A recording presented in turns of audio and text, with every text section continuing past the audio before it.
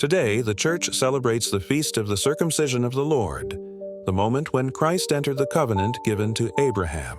On the 8th day after his birth, the Gospel of Luke tells us that Jesus was brought to receive the sign of the covenant and to be given his holy name.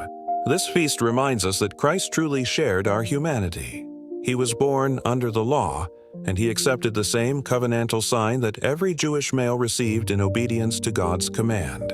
In the book of Genesis, God gave Abraham a sign to mark his people as his own. It was a sign of belonging, a sign of identity, a sign of promise.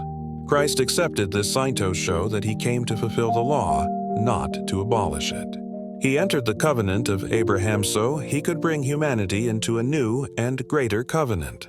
The Coptic Orthodox Synaxarium, which commemorates this feast on Toba 6, teaches that the Lord accepted this covenantal acto, complete the requirements of the law wand to lift us into the freedom of the new covenant. In Jewish tradition, the 8th day was a day of joy and blessing. It marked the child's welcome into the community of faith. It was the day of naming, the day of identity, the day of covenant.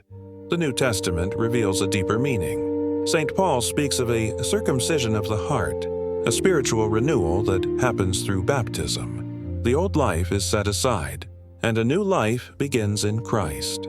Even in ancient Egypt, historical drawings show that this practice was known long before the time of Moses. It was connected with dedication and preparation. But in Israel, it became a sacred sign of God's promise. And now, in Christ, the meaning reaches its fullness. He enters the covenant so he can transform it. He takes on our human identity so he can give us a new identity in him. The name Jesus means God saves. And on this feast, we remember the moment when that name was first spoken over the child who came to renew the world. The feast of the circumcision is not about legal obligation. It is about divine love. It is about the God who joins our story so he can lift us into his.